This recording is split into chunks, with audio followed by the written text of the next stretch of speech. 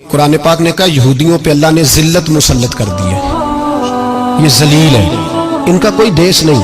ये जहां इन्होंने कब्जा किया हुआ ना फलस्तीन में, ये कब्जे की जगह है और एक मुट्ठी भर मुल्क है, शायद 60-70 लाख आबादी हो इसराइल की।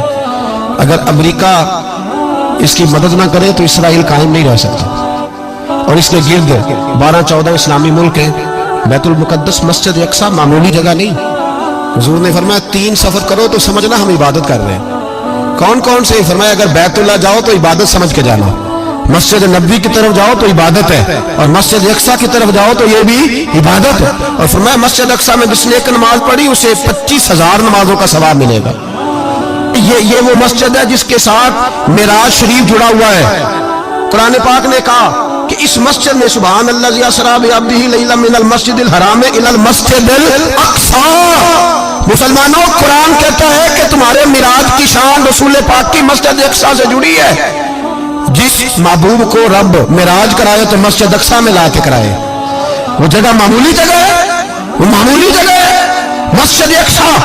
नबी पाक ने वहां नबियों की इमामत कराई। 17 महीने उस मस्जिद की तरफ मुंह करके तेरे और मेरे रसूल ने नमाजें पढ़ी। छोटी जगह है और पूरी दुनिया का मुसलमान इसे चाहिए शर्म से गड़ जाए।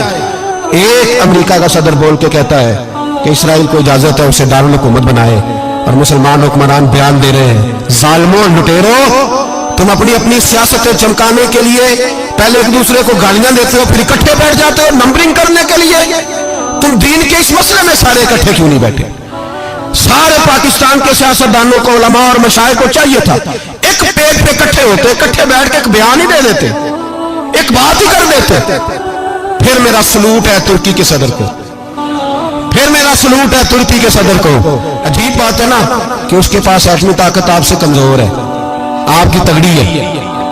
उसके पास जो फौजी ताकतें हैं वो अपनी जगह पर आपकी फौजी ताकतों का लोहा मानती है दुनिया।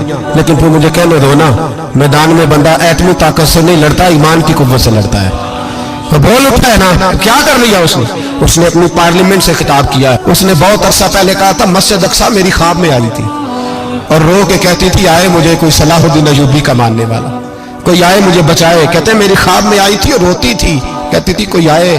और एक शायर ने कहा मस्जिद अक्सा नबी पाक को भी बुलाती है, कहती है एक बार फिर तैबा फलस्तीन में आ, रास्ता देखती है फिर मस्जिद अक्सा तेरा, एक बार फिर से तैबा से फलस्तीन में आ, रास्ता देखती है फिर मस्जिद अक्सा तेरा। कोई बोला ही नहीं इतना मुकद्दस मकाम, छोटे छोटे बयानों कहीं इकट्ठे हो जाओ, पेश कोई कर रहा हूं। बड़ी जल्दी इस अमेरिका को लोग टूटता हुआ देखेंगे, इससे बिखरता हुआ देखेंगे, इससे लरसता हुआ देखेंगे, इसलिए कि मुकाबले रब रसूल से इतने आसान नहीं।